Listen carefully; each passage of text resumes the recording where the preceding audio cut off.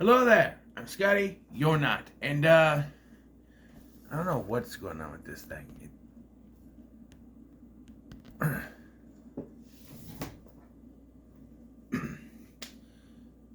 Day 6 of Dis-Cember is Sleeping Beauty. I know what you're saying, Scotty. A princess movie. A girly ass princess movie, Scotty. You're a man. Let me defend myself on this, okay? First of all, it is not bad to like a princess movie. I like the princess movies. Pocahontas, Mulan, freaking Little Mermaid, Beauty and the Beast. All good princess movies. But when you think of the earlier princess movies, Snow White, Cinderella, Sleeping Beauty, Alice in Wonderland, which I also like. But this is like one of the only early princess movies that I actually do like. And I watched it a lot growing up. My grandma had this on VHS, so I, watching Disney movies. This was one I watched often. And rewatching it now, I enjoyed it a lot. And I think, at least when it comes to the early Disney princess movies, this has the best prince. Sure, he doesn't say anything in like the second quarter of the film, but out of all the princes in these movies, even kind of compared to the Little Mermaid, because so look at the prince in Snow White. I don't know what his name is. The prince in Snow White. What does he do? He shows up for one little song by the fountain, and then later he just happens to stumble upon Snow White while she's sleeping there in the forest, right? Then you go to Cinderella. What does he do? He's trying to find a wife. He happens to find her, but she runs away. So what's his decision? Carry her shoe around and see if it fits. And yes, it was an enchanted slipper that would only fit her, but still, that's his solution. And even then, he's just a schmuck. But Philip's a man who gets things done, right? We are shown at the beginning of this that it's something you should never do, to be honest, but Princess Aurora is born, and she is to be betrothed to Prince Philip when they're both old enough. Now, Prince Philip's probably about 4 or 5 years old here, which means that in the present time of this film, when she is 16, he would be 21. Yeah, not legal, at least now, but back then, But Maleficent, probably one of the best villains in Disney history, shows up, voiced by the same person who voiced Lady Tremaine in Cinderella, and in my opinion, Maleficent's the better villain, because what does Lady Tremaine do? She always tells Cinderella, no, you can't do this, no, you can't do that. She has that scowl. And then when Cinderella, she gets the dress with help from the freaking mice and birds and stuff, she has her daughters do the dirty work of ripping apart the dress. And she just stands there. And then once she realized that Cinderella is the one, she locks her in the tower. That's the only big physical feat that she does in the movie is lock her in the tower. Otherwise, she's yelling at her, or talking down to her, I should say, making her do the chores. But physically, the only thing she does is lock her in the room. I mean, she doesn't even get like a fight scene at the end, or Cinderella to slap her in the face. No, they just take Cinderella away, and she's left with their daughters, who are horrible people too. But Maleficent, my God, she's a fantastic villain. She comes in here, and true, the only reason she curses Aurora is because she wasn't invited. Petty, sure, but And so she curses it on, when she turns 16, she's going to prick her finger on a needle, and she will be dead, or put to sleep, or whatever. They literally say dead. This came out now, she would be put to sleep, because kids and credit to this movie for being kind of dark, which is kind of why I like it out of the other early Disney movies. This is dark. I mean, Snow White technically died too, and the animation kind of made it dark. The witch was kind of scary when I was a kid, at least. I was 5 years old. The witch lady was scary. Even though I knew it was just the evil queen. Anyway. So yeah, and so they decide to hide her away. These three fairies, the three good fairies, Flora, Fauna, and Merryweather, hide her in a cottage in the middle of the woods for 16 years until she is 16, and they're gonna bring her back to the castle, right? And wouldn't you know it, this is the time that Prince Philip happens to be riding his horse through the woods. That's my horse gallop. And the animals take his clothes, well, not all of them, his boots, his hat, and his cape. And they float around, and we get the song of the movie, which is the only one known. There's actually two songs in here with words, but this is the one that everyone knows. They play it 3 friggin' times. I knew you, I met you once upon a dream. Love this song. It's one of the only Princess sappy songs that I do like, and I'll listen to. I haven't listened to it in a while, but hearing it here, I'm just like, yeah, it's a good song.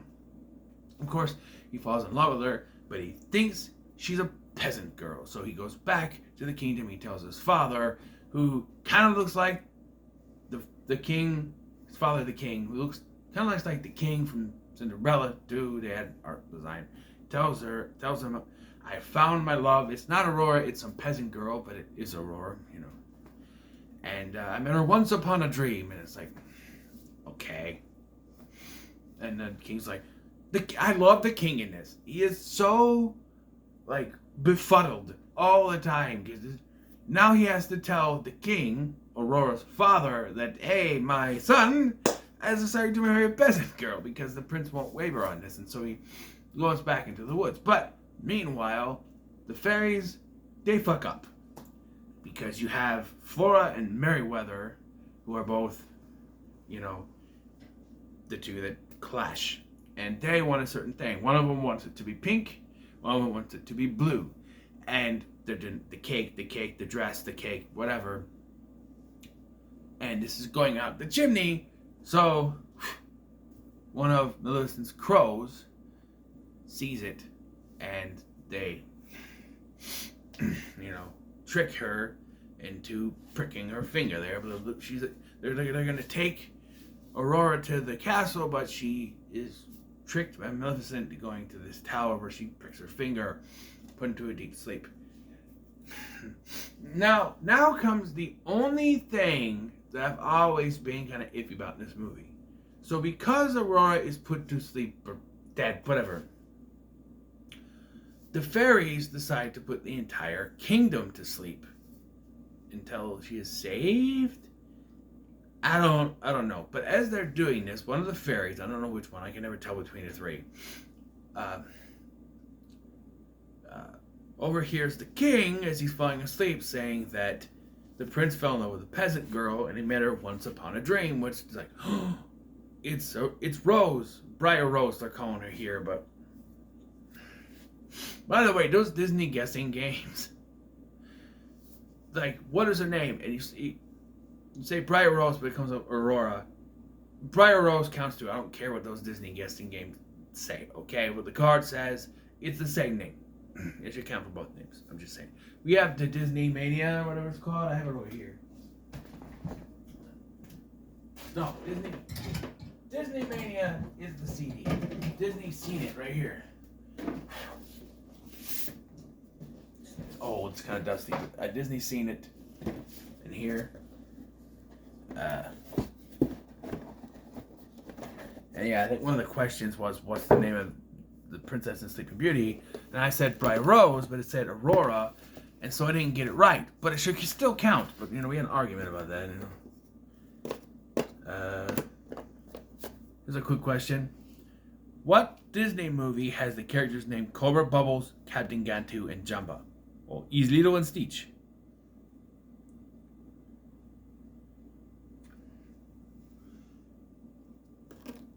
What sport does the Mighty Ducks team play? Baseball. It's hockey, of course. Alright. The Buzz. The big bad wolf huffed and puffed and blew you back 2 spaces. I'm missing one of the Peter pieces. I'm missing Goofy. I don't know. He's probably in that drawer over there. But, nope, that's my calendar. But anyway, where was I at? But yeah, Aurora. So, meanwhile, Prince Philip has made his way back to the cabin and has found Maleficent, and he's to be chained in the same tower. That's smart. Until, for a century, 100 years. And then he can wither out and gallop away. And it's like, you know, he's not going to live 100 years. I know this is a cartoon, but he's not going to live no 100 years. He's already, what I say, he was 21. So 100 years would be 121 years old. There's no way. Wait till he's like 70 if he's still alive. And by the way, you're keeping him locked up in a tower with no nourishment. He's going to die before then. I'm just saying. But the fairies rescue him and give him a sword and a shield, and then we get the epic climax. Because this is why I like Philip. He's determined, right? And even though he's chained up, I'm still going to find her. I'm still going to save her. That sort of thing.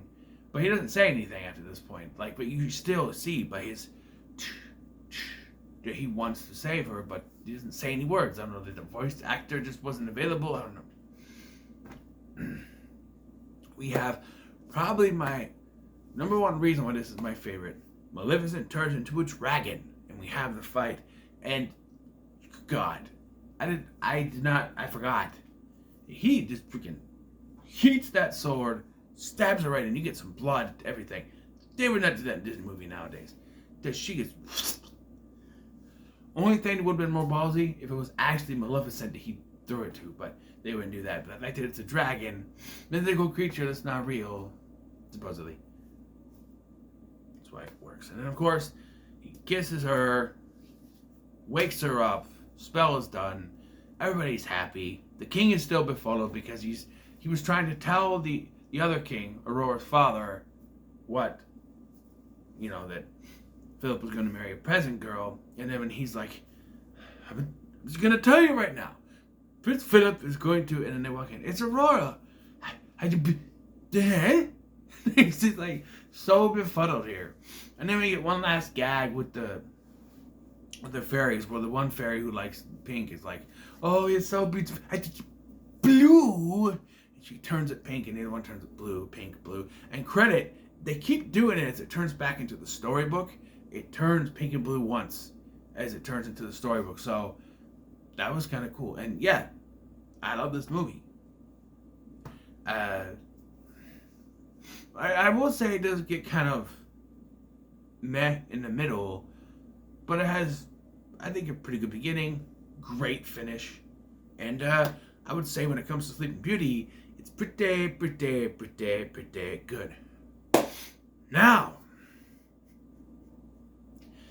coming up next is probably one of my favorite Disney live-action musical. Nah, not my favorite. It's still Mary Poppins and Bedknobs and Broomsticks, but one of my favorites. And it's a historical musical about a historical event in 1899, starring Christian Bale, who dances around and sings. And in some lost cut of the movie, Lassos, yeah, we'll talk about that. But, yeah. So until then, make sure to like, share, and subscribe. Thank you for watching. I've been Scotty, and until then, I'll be out there carrying the betterment of man.